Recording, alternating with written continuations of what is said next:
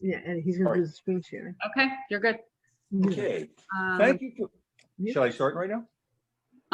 You want to just give me 1 second to do the intros, and then I will hand it all off to you. All right, so I just want to welcome everybody to Prineville Jewish Center. My name is Imbar Robbins. I'm the program director. I'm also a member of the synagogue. And it's really my pleasure to introduce you all to Paul and Felicia Weinberg, who have been members with Prineville Jewish Center since 1986 and residents of Millstone Township since that year as well. They've owned Alden Films since 1984, when it was the distributor of films for the Consulate General of Israel, United Jewish Appeal, Jewish National Fund, Hadassah, Women's American ORT, Pioneer Women, United Synagogue, the Eternal Light, the Jewish Chautauqua Society, Reform Movement, Jewish Theological Seminary, National Council of Jewish Women, Magen David Adom, National Film Board of Canada, Seventh Art Releasing, and many independent filmmakers. In recent years, they've produced audiobooks for Katav Publishing and the University of Chicago Press, and they have recently published Jesus and the Jewish Resistance by Chaim Maccoby, and are working on a new book on anti-Semitism. And without any further ado, I will present our speaker, Paul. Thank you. Yep. Thank you for coming to this presentation on the United Israel World Union and the Lost Tribes of Israel. Before beginning, I would like to stress that this organization, UIWU for short, has never been part of any missionary group and is unalterably against any Christian body or denomination that seeks to convert Jews. Over the years, many adherents to UIWU have established a close relationship to mainstream Jewish leaders, including Rabbi Israel Chait of the Far Rockaway Yeshiva, Rabbi Sol Zucker, Director of Education for the Orthodox Union, Rabbi Sol Zweiter of Bar Ilan University in Israel, as well as Rabbi Tovia Singer, founder of Outreach Judaism, which is in the forefront of fighting missionary activity in the United States.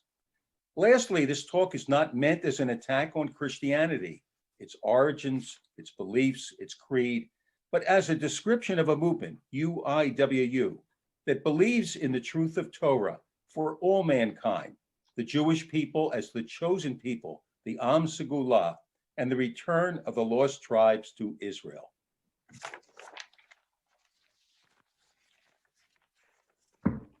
United Israel World Union, the return of the lost tribes of Jacob and Joseph.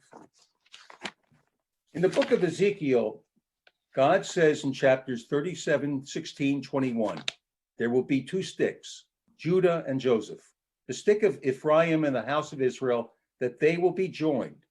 I will take the stick of Joseph, which is in the hand of Ephraim and the tribes of Israel, put them together with the tribe of Judah, take the children of Israel from among the nations. I will make one nation. This messianic prophecy became the creed of the United Israel World Union, founded in 1944 on New Year's Day in Waterville, New York, by David Horowitz in upstate New York, amidst the greatest tragedy in Jewish history, the Holocaust. Okay, we're ready to go to the next one. Okay. Now, who is David Horowitz? And we're very privileged to have two members of the United Israel World Union, the president and the vice president, with us today on Zoom. James Tabor, who is professor of religion, chairman of the Department of Religion, I think he still is, at University of North Carolina at Charlotte, and also Mr. Ralph Bunton, who wrote this book, The Book of David. I don't know if you can see it, or I'll show it to you later. But David Horowitz was truly a child of the century, of the 20th century. He was born in Malmo, Sweden in 1903. The family emigrated to the United States in 1912, where his father was a cantor at a synagogue in Wilkes-Barre, Pennsylvania. In 1917, Arthur Balfour, the foreign minister of Great Britain, wrote this declaration that the Jewish people should have a homeland. And this was called the Balfour Declaration. And it excited the entire Jewish world. And David Horowitz was one of those people who was swept up in this fervor about Zionism. In 1923, he went to Mikveh Israel settlement in Israel, which was one of the first settlements there. And I think we can see his picture over there. Okay. Yes, there he is with another settler over there, a four-legged settler, as you can see. He's right in the middle. With his dog. Yeah, with his dog.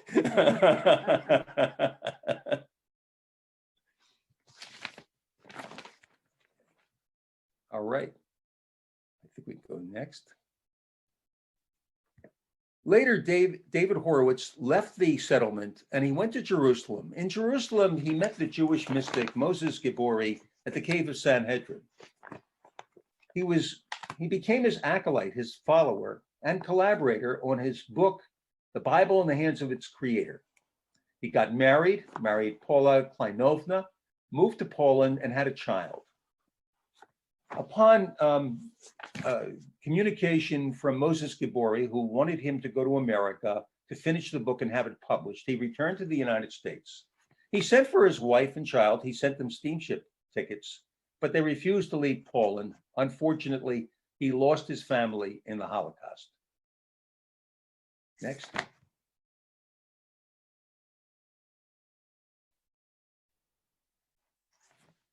Moses Gibori somehow made it to the United States, but he broke with Horowitz. And in 1944, David Horowitz created this new organization, United Israel World Union, in Waterville, New York. And here's the agenda of their first meeting, January 1st, 1944. We could blow that up a little bit. Is it possible? Yes, we can. Okay. Number one, the Godhead, one God, supreme, no delegated authority. Number two, scriptures, the original Hebrew Bible, the Tanakh. Number three, beliefs, existence of all the 12 tribes of Israel. In other words, the lost tribes as well as Judah and Benjamin, their birthright. The covenants made to them, all 12, is in the process of being fulfilled. Extremely important. All peoples will share benefits and blessings, Isaiah 56. Observance, all original Mosaic laws, the biblical Sabbath, New Year, and holy days.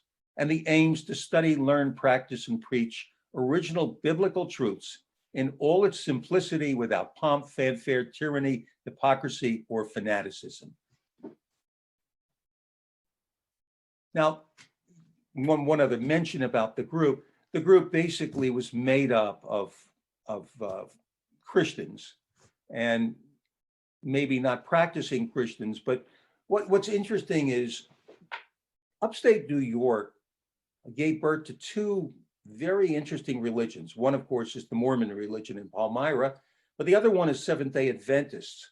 So there's a lot of precedent for starting United Israel World Union in upstate New York. Anyway, next. David Horowitz reinvented himself as one of the first, as a journalist, and he was one of the first official UN correspondents. He fought anti-Semitism.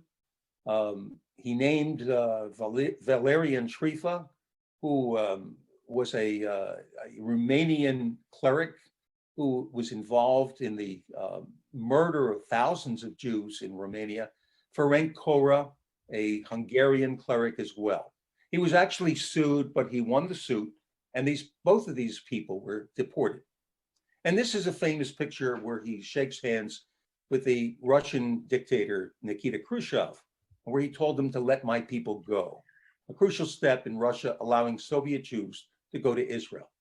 He also wrote a weekly column in the American Anglo-Jewish press, which at one time had over 100 newspapers. Next. Next.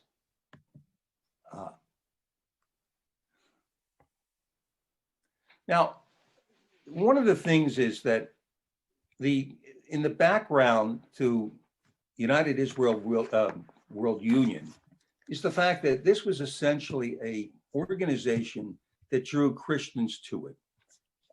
And if I'm wrong, please correct me, Ralph, James. But what happened was there was a background to this. One of the backgrounds was the Christian reappraisal of Judaism.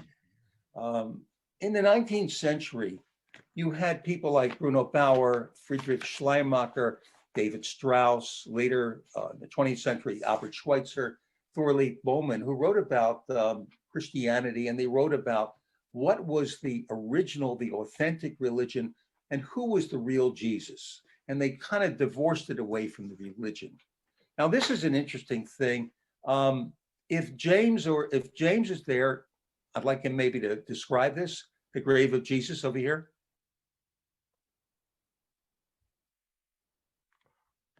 No. Eddie? Paul, I could. This is Dave Tyler. Oh, Dave, can you describe it? Oh, great. Yes. Dave is here. I'm with the United Israel World Union. Right. And, yeah, just quickly, there was an excavation in Talpiot, which, as you know, is in Jerusalem. Yeah. And what happened real quickly was that they found some tombs, and in those tombs, I happen to be involved because I'm a mathematician, and they had all the names of the family of Jesus as mentioned in the Gospels, and not only were these all these people buried together, but also one of them had a very unusual name, which really made this a 1 in a billion chance of it not being, So in other words, it is the tomb of this historical person, and of course everyone fought against it, but the statistics don't lie. We did a lot of analysis on this, and so Simcha Jakubowicz, the great filmmaker in Israel, and James really studied this, and one of our friends, another Jewish scholar, Shimon Gibson, was there in the initial finding in 1980, and it went through, and so they wrote a book called The Jesus Discovery, and it's just, a lot of Christians, when we spoke of this, were surprised to know that Jesus was a Jew. I don't mean to laugh, but it's amazing when you hear the people talk, and so that's what it was, Paul. Just taking away all of the mystery, and it apparently Jesus died, and it didn't really support the historical and mythological Jesus too. So a lot of Christians were really upset about this, but probably is really Jesus or the historical Yeshua from Nazareth, or whatever they want to call him. That's probably his tomb. And there's also evidence that Joseph of Arimathea, who was part of the Sanhedrin, apparently, again, this is all speculation, it was his family tomb. And so it really was very interesting, and certain phrases used in the New Testament were filmed in this. Now, it's built over a very religious Orthodox community, so we went there to try to study more things, and they got very nervous about that.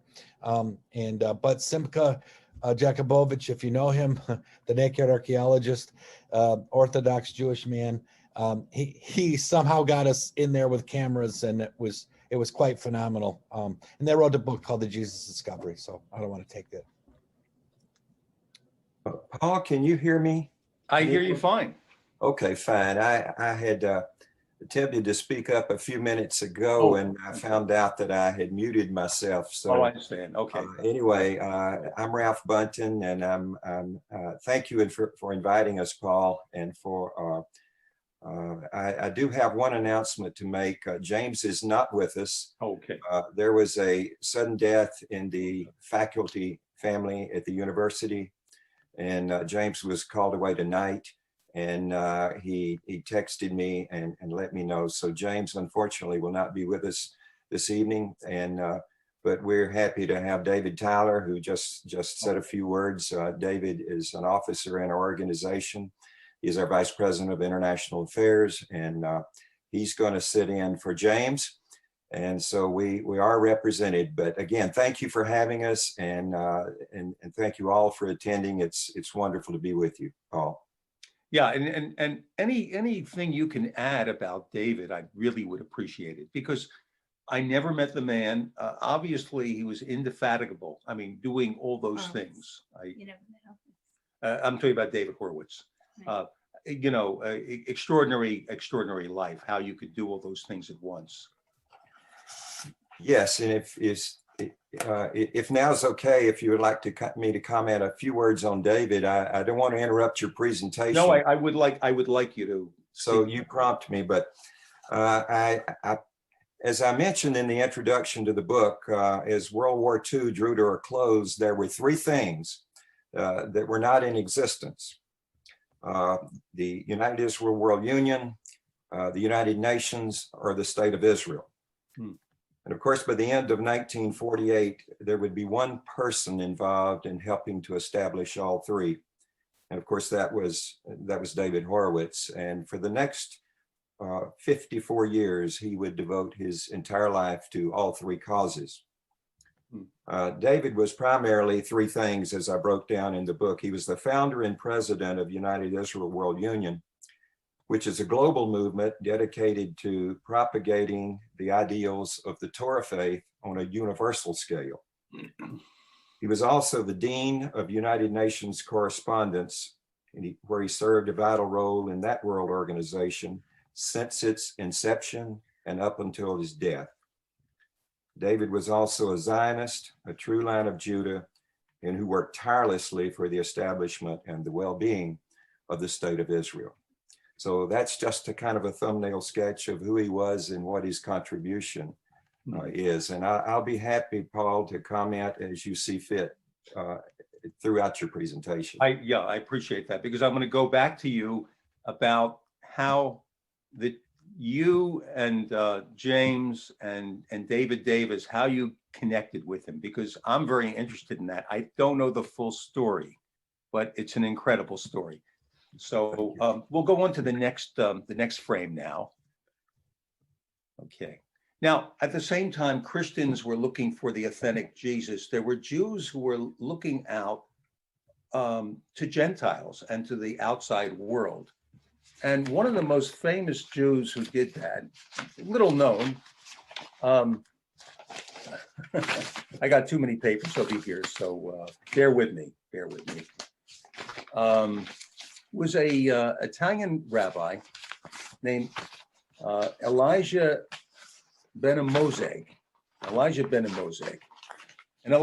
Amozeg was a Kabbalist, and he was also believed in universalism of Judaism, but not just Judaism, but a monotheism. We have another person over here now. He was noted for his free and uninhibited use of various non-Jewish religious sources, especially the New Testament and ancient pagan mythology. He even considered the Gospels to be highly valuable Jewish midrash, comparable to the Talmudic Agadah. He respected Jesus as a wise rabbi and righteous Jew, but criticized the religious innovations of Paul and the invention of Christianity. He was not an apostate. He was a Jew, but he was a Jew who basically was looking further out. But probably the most influential person looking out was the Lubavitcher Rebbe, Menachem Schneerson, in the 20th century. And the Rebbe, when he took over a very small movement in the early 1950s, these were basically survivors and refugees in Brooklyn. And he took them over. And what happened was he gave his first talk. And he said, when it all began, heaven was here on earth, the physical plane. More than any of the higher spiritual worlds was the place where the divine presence yearned to be. But man, step by step, banished the divine presence from its home, with a tree of knowledge, with a man who murdered his brother, with all those things that human beings do. Since man chased it away, only man can bring it back. In the words of the prophet Habakkuk, it speaks of the end, it does not lie. If it seems to tarry, wait for it. This prophetic declaration elicited the hope and belief from messianic times, when Jacob and Joseph, the double stick, come together. In addition to that, Rabbi Schneerson also spoke about, he was the first major rabbi to speak about the 7 Noahide laws, which were really obscure at that time. These are the laws which speak about, do not deny God, do not blaspheme God, do not murder, do not engage in incestuous, adulterous relationships, do not steal, do not eat the limb of a live animal, and establish courts and legal systems. And these laws are laws for all mankind. And he actually studied this and he brought this out. Another person was Chaim Maccabee. Chaim Maccabee was a British scholar, British Jewish scholar of anti-Semitism. And he wrote a book called Revolution in Judea in 1973. And he basically spoke about Jesus as being part of the Jewish resistance against the Romans. So, and then the other thing was that the Rebbe started to study the laws, or promoted to study the laws of Ger Toshav. And these are Gentiles who are sort of like in the mid-range of Gentiles who follow these 7 Noahide laws. Anybody want to make a comment on that? How about you, Ralph? How about you, Dave? Yes, I can. I mean, I would have to go back a little bit when I first got involved, but to maybe explain. But James Tabor and I began communicating in early 1990. I wrote James, and we exchanged some correspondence. And through James, I had heard the name David Horowitz at the UN, and I wrote to David. And this is just a little background. I'm going to answer your question about B'nai Noach. But I wrote David, and I was a businessman. I'm retired now, so I wrote David and mentioned James, and mentioned that I was in New York frequently on business, and got this really nice response from him. Very formal, dear Mr. Bunton. And he went on to say, when you're next in New York, please give me a call. He said, I would love to meet you and exchange views. Mm-hmm. So that's how David and I first met. And I did go to the UN, and I met him. And that started a long relationship. And of course, James was involved. Later, we became involved with J. David Davis. You mentioned David. David had really turned aside from Christianity and embraced the B'nai Noach concept, the 7 laws of Noah.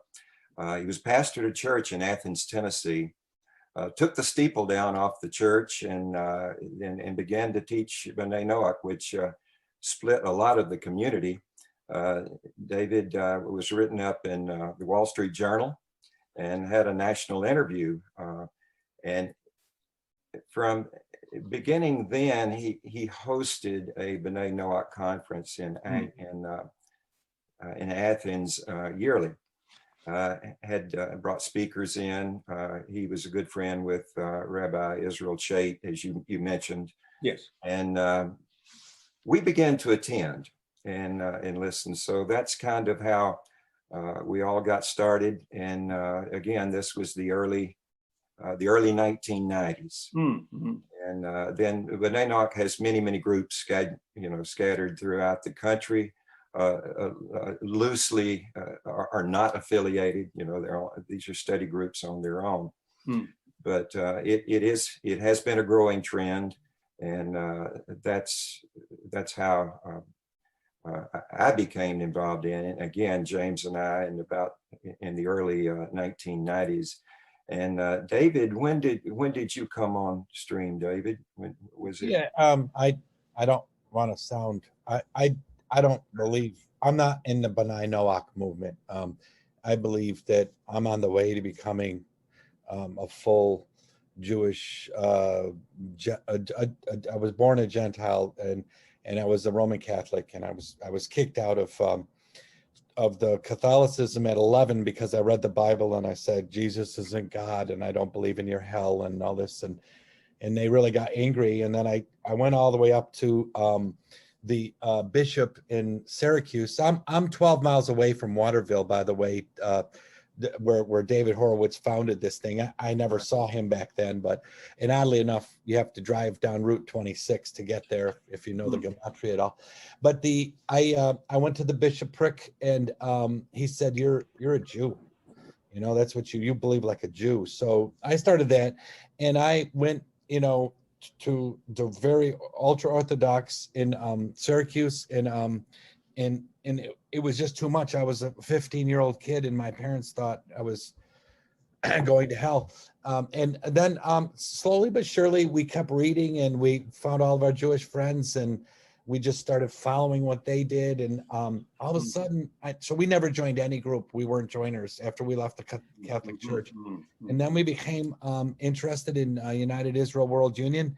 I read what they said. I read that original document that Paul put up, and I said, I'm going to go down there and see what this is. And I was very, very much not a joiner, and was just very Jewish, very Zionist, worked with Jewish or Israeli companies. I've been to Israel and saw the world that way. And then I became very involved and learned a lot. I started taking Hebrew. And so I don't consider myself B'nai Noah. I understand those folks and what they're trying to do, but I want to be as Torah observant as I can and as to follow the rules. And I've learned a lot from the great sages of Judaism. And then, you know, after all this, I did my genealogy and found out that we were Sephardic Jews that were forced to convert to Catholicism. And Wow. And so Barbara Aiello in Italy is helping.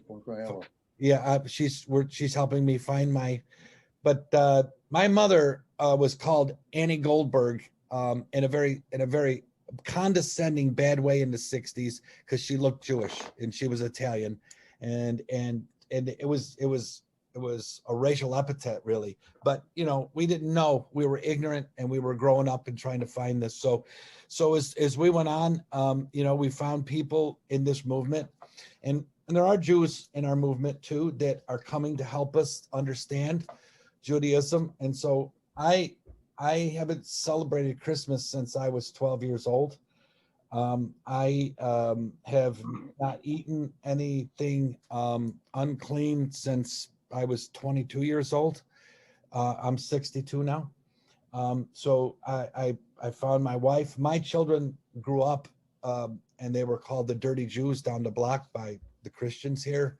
Kids, I mean, they weren't anti-Semitic towards us, but the kids were anti-Semitic, not even knowing they were being anti-Semitic. And we had a shalom in front of our home, and we raised the Israeli flag, and they just blasted us. And so I would like to tell you more about the story, but it's I don't want to take up what Paul's doing. It's phenomenal.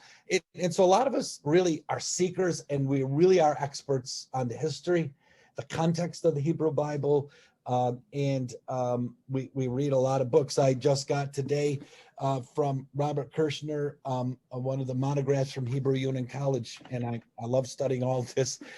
I have 1,200 books here. So a lot of us are like that, and we just couldn't stomach the Christianity thing, and we wanted to be deeper than B'nai Noah, and so we've, you know, and up in upstate New York, there aren't a lot of Jews close to us, so it's been hard.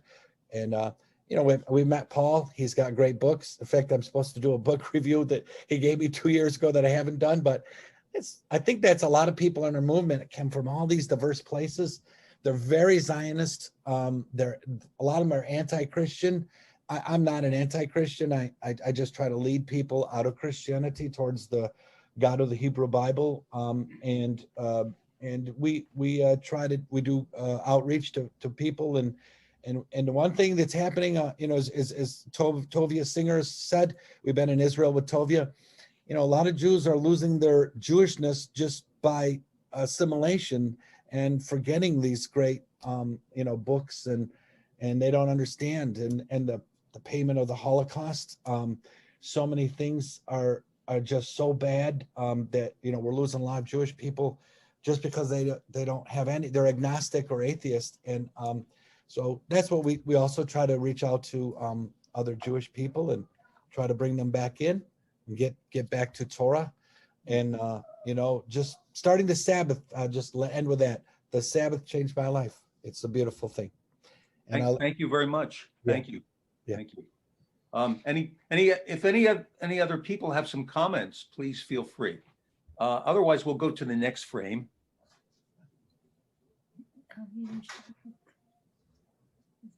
Oh, I did show the book. I did show it.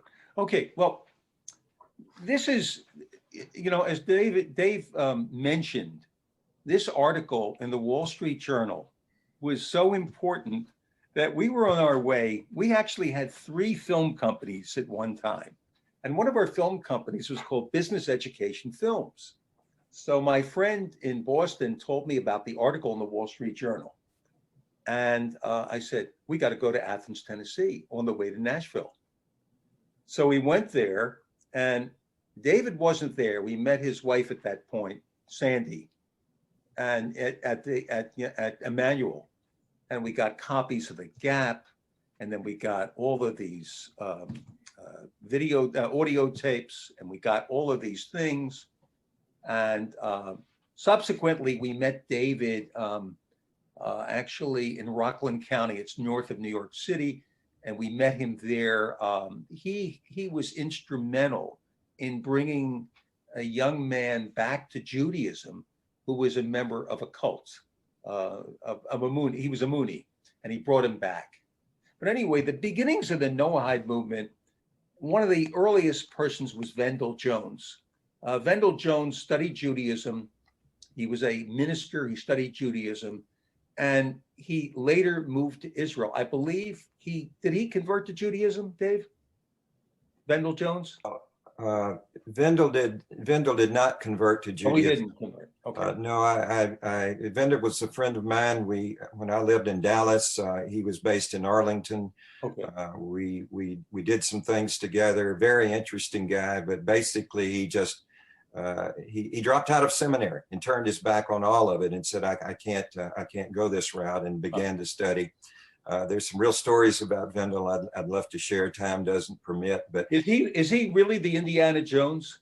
Well, people have said that. No, he's not the real Indiana Jones from my perspective, but he did have archaeological excavation in Israel. Mm-hmm. Vendell was interesting. He had dual citizenship.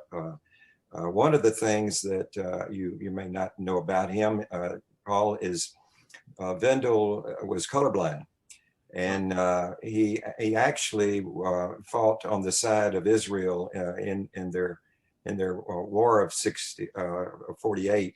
Oh, and wow. He was a spotter. He was on the front lines, and because he had this form of colorblindness, he was able to pick up some of the detect some things, you know, behind the lines as a spotter, and knew a lot of people in Israel. As I say, became a dual citizen, and but he was an ex-pastor, never converted. He did go the B'nai Noach route, and Right.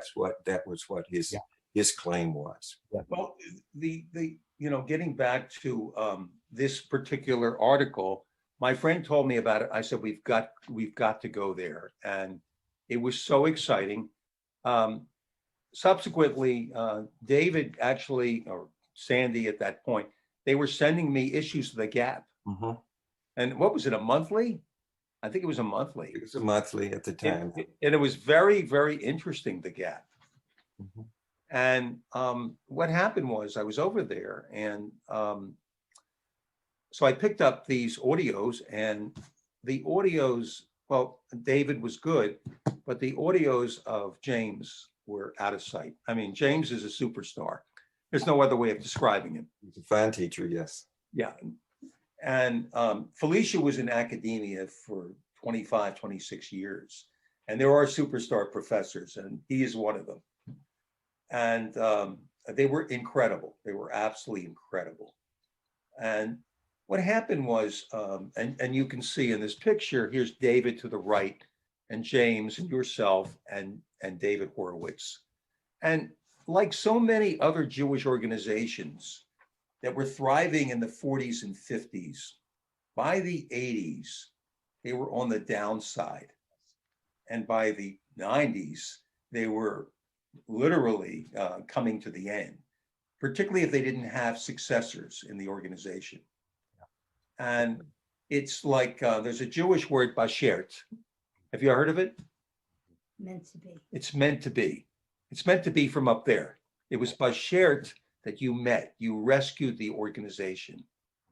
And you can see this meeting over there. And I am sure that he was very happy when he met you. Yes, this is an early shot, as you can see, of all of us there.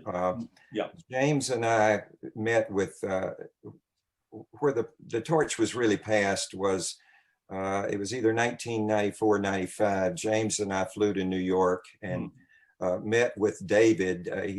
He owned a little cottage in New Jersey. It was his opportunity to get away from the heat and the hustle and bustle of New York. Spent so much time at the UN. And James and I drove over and spent the weekend with David Horowitz and Nan. And it was there that we had a conversation about the notion of revitalizing United Israel World Union. Because Paul, you're exactly right. The people that were so active and involved were dying off. And it was really a thriving organization in the 60s. I mean, very famous with a number of rabbis, a lot of national and international attention. But over time, people moved, they died, and David did not have an active successor plan, if you will. And so at that little, it was over Sukkot, and at that little meeting, we talked about plans to revitalize the effort. And David asked if we would both join the organization as officers and work with him. And we did. James became executive vice president, and I was voted a vice president at the time. And of course, following David's death, and James assumed the presidency, and I became executive vice president. And we have two other vice presidents, David Tyler, who's with you tonight, and Ross Nichols, our tour teacher. Yes. Oh, thank you. I think we can go into the next frame. Okay. And here you see the succession over here. That their last meeting was held in New York in '94. And there was a new board of directors. And this is what I mean. You rescued the organization. Yes, that's the time. That's around the right time frame. Yes, we became involved. Right. And there was another thing happening as well. Felicia and I actually visited David back in 2000. Was it 2003? And he had remarried, and he was no longer active. He had lost a daughter, and you were really the only organization really promoting this idea at that point. Well, we're one, as I mentioned, the different movements within B'nai Noach at the time were very loosely affiliated, and there were study groups all around. But as far as an official organization, and I want to pick up on a point David Tyler mentioned earlier, we do not consider ourselves true B'nai Noach. David Davis did. We went there, we held a lot of things in common. But our organization was one founded in 1944, and we're in our, 76th or 77th year as a Jewish organization. It was founded by a Jew as a Jewish organization, but as an outreach to promote the universal values of the Torah faith to all mankind. Right, of course. Okay. I wanted to add one other thing, Paul. Yes. And it's just quickly, we would rather bring people into a B'nai Noah than than Christian. And again, please don't, there's Christians listening, please don't take offense. It's just, there is one God to a Benai Noach and one God to the rest of us. And Yes. that's the God of Israel. Yes. And he's not a man. And, so the point being is that I try to, talk to really devout Christians who say they have to have Jesus and they, all this and that. And again, I'm not putting anyone down for their beliefs. I'm just saying we try to bring them to the one that revealed himself to Moses. And Of course. that's the way, that's our view. There is no other people involved. We're not Christians. We're not wannabe Christians. We're more wannabe Jews because the Jews have been the ones who saved the Torah faith. I mean, without the Jewish people, no one would know about this great faith and the price that has been paid. I try to explain to my Christian friends, just because you believed in Torah or you were from the Jewish faith, you were put into the grinder in the Holocaust. And still to this day, this very day, we still have anti-Semitism. And Yes. I don't want to get onto it, but it's rampant everywhere. Yeah. And it's to the point where I don't want to get all upset about it, but it's hard not for me to get upset when I have been supporting Israel and the great things Israel does and the Jewish people have done and how many, for instance, I try to explain just how many Nobel Prizes have been given to Jews. It's really bizarre because it's a Christian organization. How many Jews have been given? And we have a friend who wrote a comments, Christians and Jews. He wrote a good book on that. Like how many Jews as a percentage of the world? It's a tiny percentage of the world. And yet they've gotten all these Nobel Prizes and done great things for humanity. I don't want to go on, but I'm just saying we're very Zionist also. Well, the only reason you have to blame me, Dave, for using the word Noahide. Well, that's okay. Yeah, blame me. It's my fault. It's okay. For want of a better word. Yeah. I do want to mention something because you're a mathematician. Yeah. Last year, or maybe the year before, I read a book about Sir Isaac Newton. Yes. And I didn't realize he basically is, for want of a better word, he's the first Noahide. Yes. Sir Isaac Newton knew Hebrew. He actually read Maimonides in Hebrew. He read the Guide for the Perplexed. Right. He did not believe in the Trinity, and No. he did not believe in the divinity of Jesus. No, correct. And his papers, his non-scientific papers, are now archived at the Hebrew University in Jerusalem. Yes. And he didn't get the chair at Oxford because he wouldn't take the oath saying that Jesus was God. That's right. That's right. He got zapped for being too Jewish. So we have some important people. So that's the only reason I'm using Noahide. And I know that United Israel World Union, it's a very inclusive organization. It doesn't matter where you're coming from. You're welcome. Right. And it's also it's an educational organization. We're not religious in a sense. Exactly. And I'm sorry if there wouldn't have been COVID. I mean, I would say, please come down to North Carolina. It's a wonderful, wonderful experience. Yes. Thank you. It's a wonderful experience. It'll change. That'll change. Yes. Okay, let's go to the next frame now. Okay, well, as the organization was brought to North Carolina, United Israel World Union, there were two things this is a re-energized UIWU. James Tabor wrote this incredible book, Restoring Abrahamic Faith. I don't know if we can see it. Can you show? There's the book. There you go. It's a terrific book, and I recommend it. Can you see it? Yeah, I can see it. Okay. It's too small. Oh, it is too small? Okay. All right. Anyway, he wrote this book, and this was not a scholarly book, but this was more of a book about the idea of United Israel World Union, what they stand for, what it's about.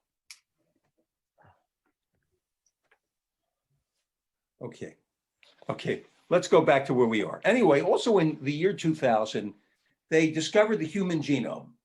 And for the first time, instead of a morphological basis of races and ethnic groups, Jews have big noses, et cetera, they could actually do it by your blood.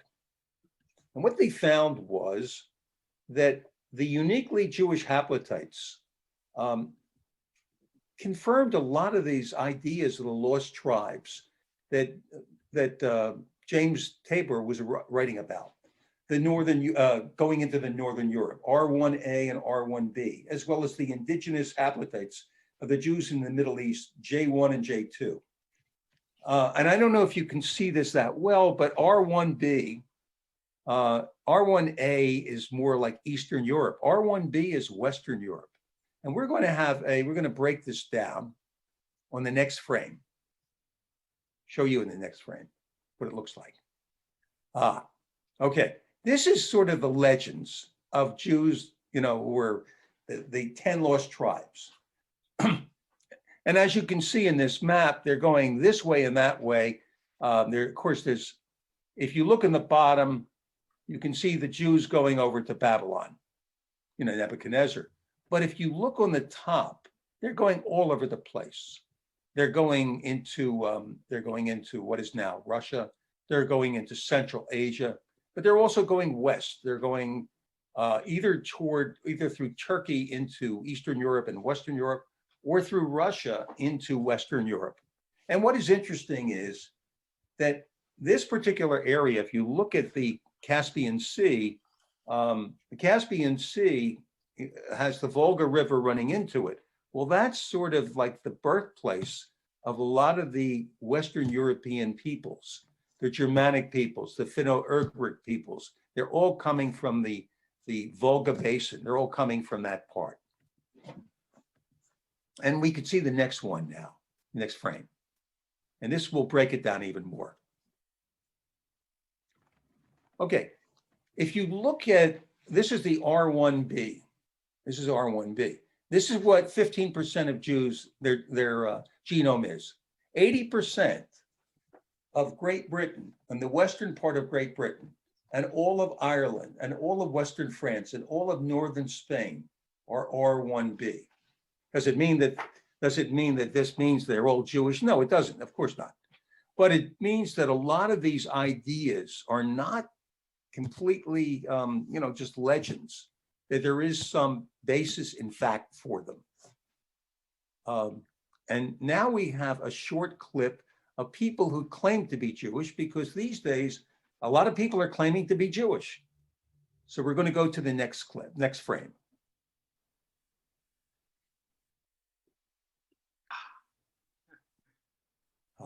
There's the next frame. Well, one of the things is, and this last clip, there are a lot of people who claim to be part of the Jewish nation, and we don't, as a Jewish people, we don't use race as a definition of who we are. We've suffered greatly for that definition in the last century. There are over 100,000 Ethiopian Jews in Israel today, and they do not have, quote, the Jewish genome, nor do the 4,000 or 5,000 Jews from Eastern India, the B'nai Menashe.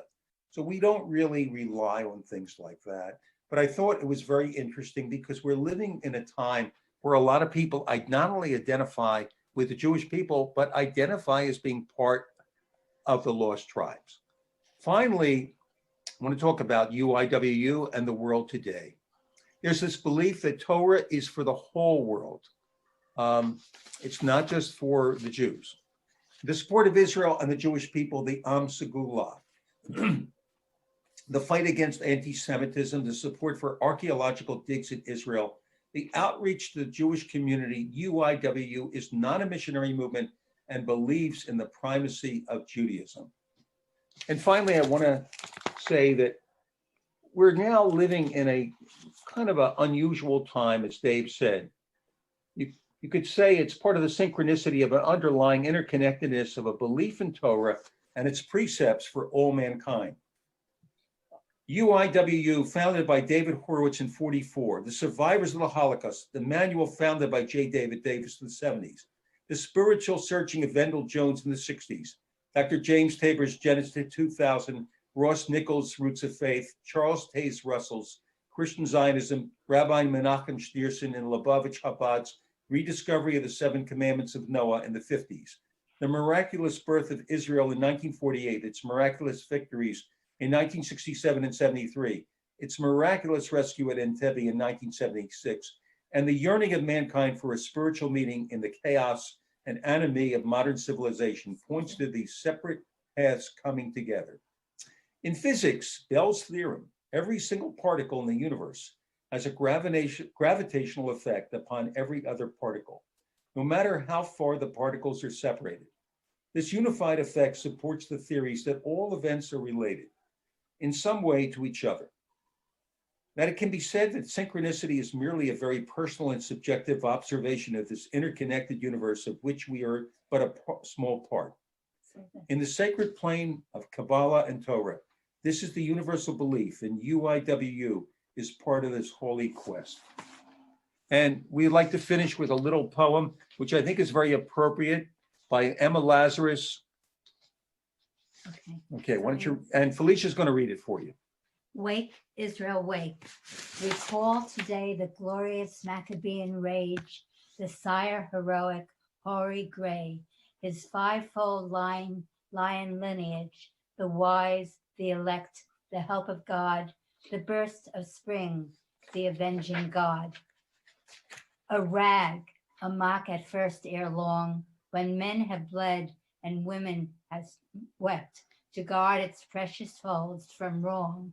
Even they who shrunk, even they who slept, shall leap to bless it and to save. Strike, for the brave revere the brave. Any comments? Thank you very much. And any comments? Paul, I'd just like to again thank you for inviting us. One last commercial, if you will. United Israel World Union is a unique organization. It's acknowledged as the first American Jewish organization whose primary purpose is to educate non-Jews regarding the foundational faith of the Hebrew Bible. If you would like to know more about United Israel, you can check our website. It's unitedisrael.org. There's a section that says about United Israel, so that'll perhaps answer any of the burning questions you may have. But at any rate, Paul, thank you. It's been a pleasure being with you, and thank you all, please, for having us. And Thank you so much. Thank you all. Thank you. Any comments, Rabbi? Wonderful presentation, Paul. Paul? Yes. I have a short video I made in Israel. If you could share my screen, I would love to show it to you. It's my wife singing about Hannah Sanesh. If you can't do that now, I'll send you the link. We did a beautiful video with the Orthodox there, Yehoshua Fleischer, and now Hatikva Films is thinking about putting our video out. Wow. And so if you ever want to see it, I have it now. I could share it, or I could send it to you, a link to share my. Well, how long is it, Dave? 3 minutes. Let's watch it. Well, I enabled your screen share. You should be able to share it directly from your computer. All right. Are you seeing that? Let me see. Share. Yep. Do you see it? Yep. Yeah, beautiful. Temple Mount. Okay, and this is my wife, and I cannot tell you. I'll start crying about all the things that happened this day that we did this film. It's just amazing. I'll say. Yeah.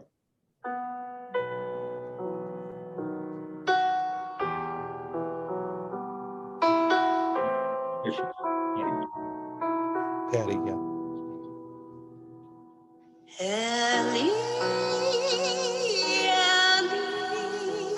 Shalom, Kamer Leolam, Hakol Mehayam, Rishru Shelamayim, Elok Hashmayim, Ilat Hadam,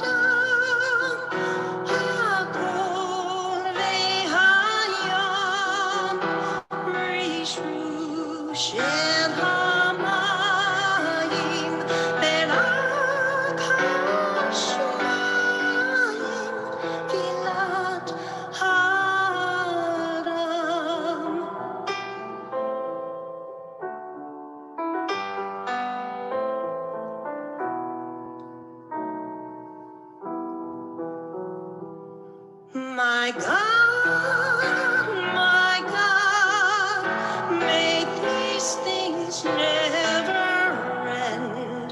The sand and the sea, the waves breaking free, the lightning in the sky, and man's humble prayer. Hakol hayam rishmu shel hamayim belak hashamayim hilat haram belak hashamayim hilat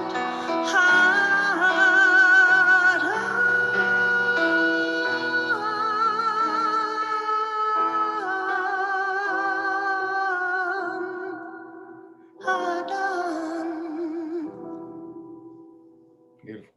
Beautiful. Just beautiful. It's beautiful. Thank you. It's just that's how this woman moved us, and Yeah. and we were filming on the day of her execution. I'm trying not to cry. 75 years to the day, and we had no idea, and we read the Hebrew date, and we're like, how is this that we got these Orthodox Jews helping us make this, and it happens to be that day, and I just don't think that, you know, this was some sort of it's just on the filming, you know. So, and this was written by the Orthodox Jews. You know, the question you must answer is this: by chance that we just happen to be doing this 75 years to the day that she was executed, and now Steven Spielberg's sister, Nancy Spielberg, wants to make this a big deal. And anyways, you can have your screen back. I just thought I would like to show it to you because, and the other thing I'll say, one other thing, when Patty walks into that Holocaust Museum, which is in Jerusalem, on the right, as you walk in, is the name of the town where her great grandmother was born and killed. Yeah. She was Jewish. Wow. I'm just telling you all that. So Yeah. David, I'd like to just Thank you add, very much for sharing that, David. It was beautiful. thank you. yeah, David, Yes. David, I want to just add, I wanted to mention, I admire, I work with a Catholic deacon at my other work. And we talk a lot about these kind of things because he has taught a lot of students in CCD and just the different things that he has young people in his class that have questioned the same way you questioned when you were younger. And I mean, what's very good about him is that he tells people to explore their other faith. I don't know if that was what you were wound up with, but I certainly understand your journey very, very well. Yeah. And I also thank you for that clip because it just brought a tear to my eye. My father is buried up there in that particular place where you had the, so I was just looking at it for a second, looking at that cemetery, and I thank you for that. It just was a sort of I hopefully way for my Shabbos to begin that I was able to at least pay that kind of respect just looking at that that picture unfold in front of my face. I will send a link to Paul, and it's on my Vimeo page, and I did one for my father, my mom and dad, and I have to say this quickly because I'll start crying. My mom and dad and my son Daniel are buried in Israel. So There too. Yeah. Thank you. Thank you, Paul, again. You did a great job. Thank you, tonight. Paul. Thank you, Paul. And thank you, Ralph, and thank you, Dave, for coming on. You really helped. And I want to thank our one and only, our son, Eddie, for really helping out. He did the frames, he did the direction, he did everything. And of course, Inbar as well. They both really did a great job. And I want to thank Yeah, thank you, Inbar. Thank you, Inbar, and thank you, Eddie. Thank you, Inbar. Good night, all. Thank you. Thank you all. Shabbat shalom. Shabbat shalom, everyone. Shabbat Shabbat shalom. Shabbat Shabbat shalom. shalom. David, Ralph. Thanks.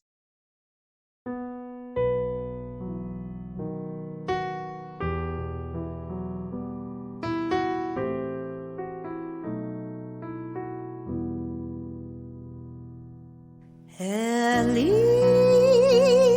Eli, Sheloi kamer leolam, hakol vehayam, rishru shel hamayim, belak hashmayim, hilat Adam, hakol vehayam, rishru shel hamayim, belak hashmayim, hilat Adam.